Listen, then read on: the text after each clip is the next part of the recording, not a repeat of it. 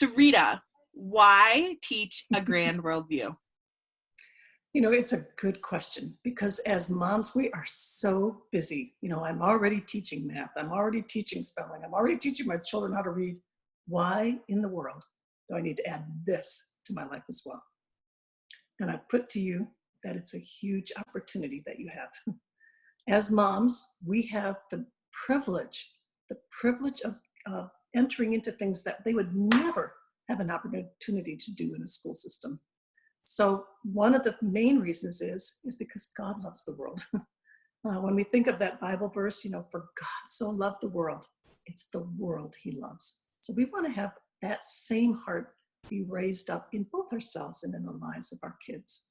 And some of the ways we want to do that is we want to teach our children to pray effectively.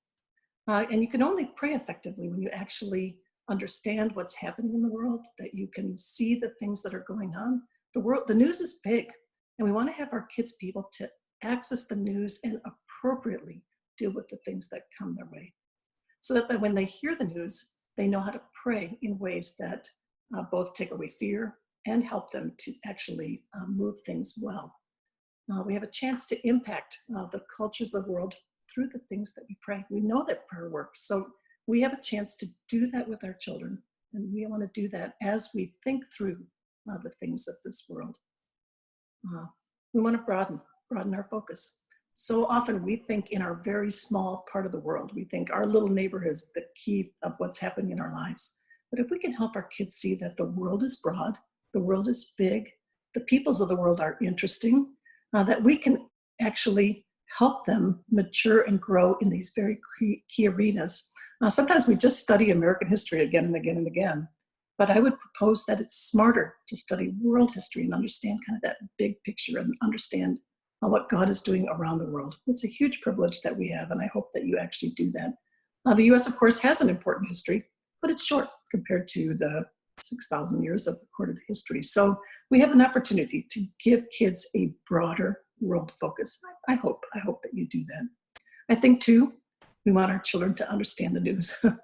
If you only study American history, you maybe will never understand the conflict that's happening in the Middle East, for example, or the conflict that's happening in Africa. After World War II, if you've not studied, have a big world picture, you don't know why the peoples in Africa are fighting. And it could be that after World War II, when they were all colonized and they were then broken up and they sought independence, all of those things that we can help our children understand the news more effectively. And we can see things from God's perspective with his love for all different people. Rather than just emotionless headlines, we can actually enter in and get to know people a little more effectively. And I think to engage in a global society. The world is shrinking. The book used to be called The Flat Earth. The peoples of the world have come and they live among us. They're our neighbors.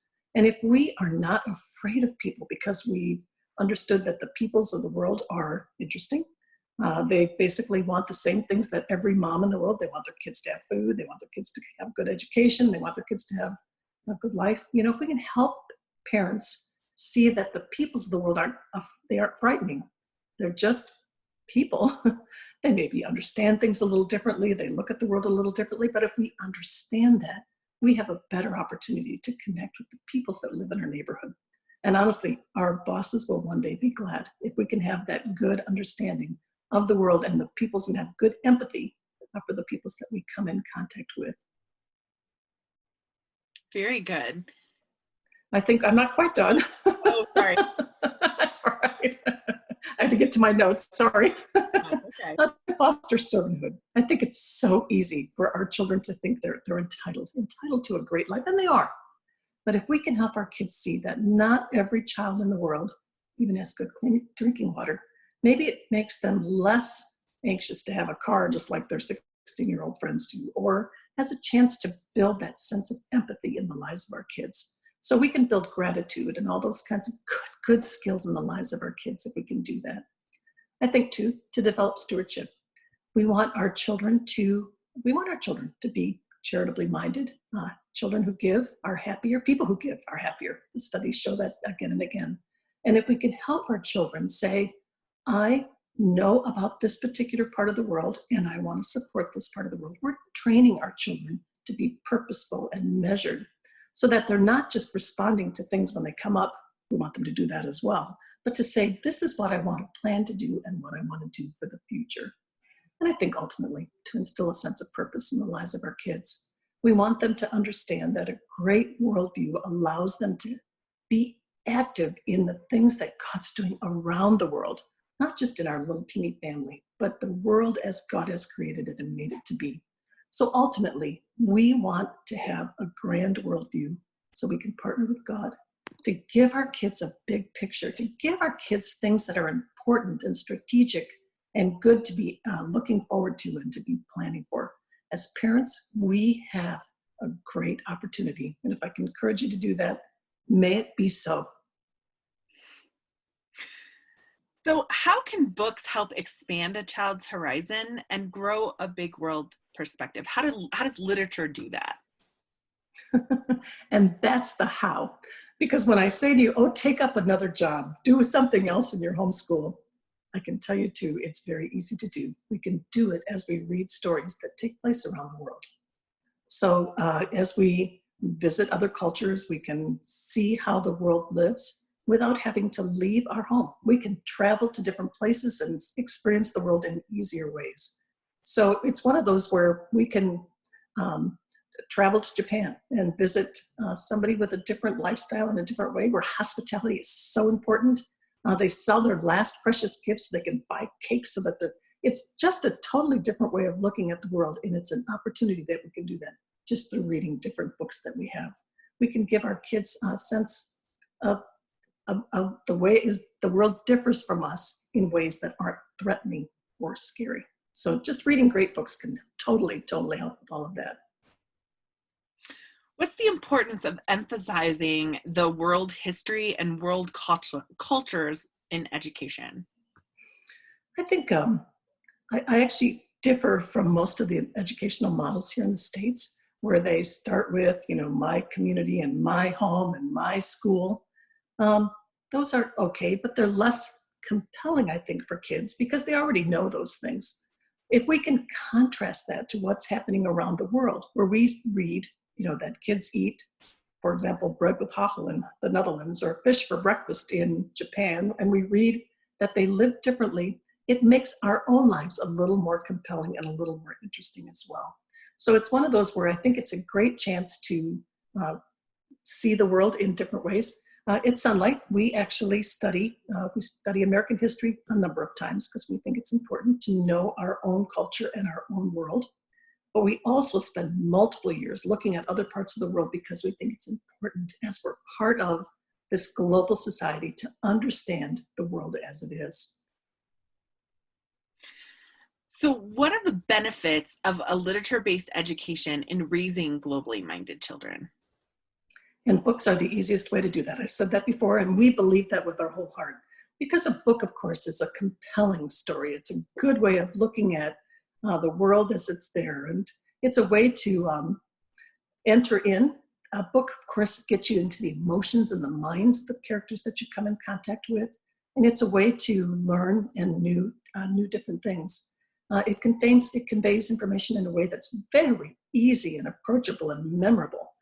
How many of us remember stories that we read when we were kids? So it's ways that we can learn in a way we don't have to take a test on it because we already understand it because it's become part of our worth and it's part of that.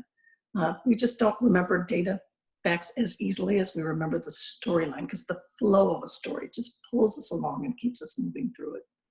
So it also encourages parent and children interaction. There's about a story that when you read and you say, well, that was unusual. I wonder why they did that. And we have a chance as parents to talk that through with our kids.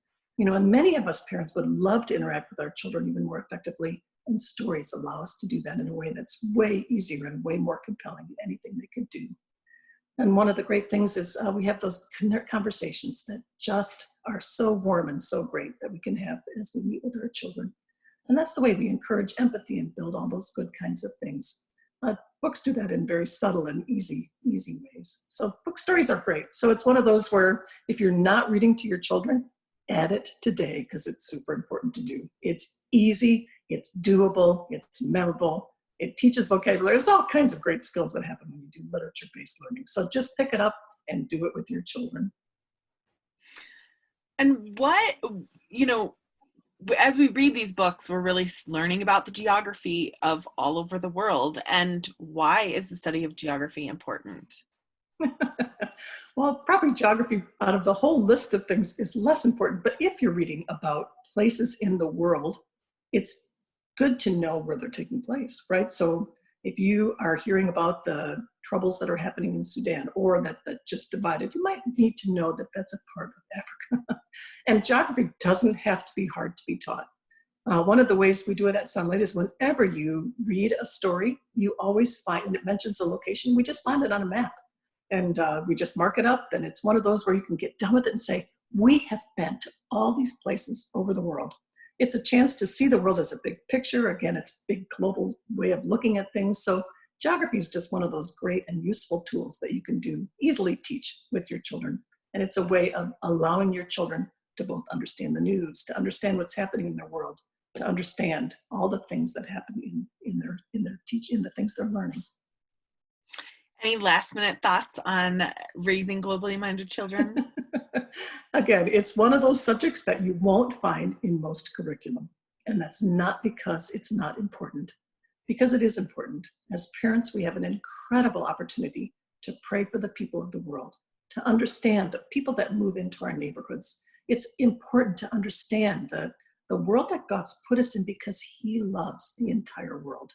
It's one of those critical subjects that probably will never, ever be talked about. But as parents, we have the unique opportunity to have our kids enter in and learn and grow and mature in these areas that are outside the box, but are important to God. So join in and enter and learn about the world in a way that brings glory and honor to His name.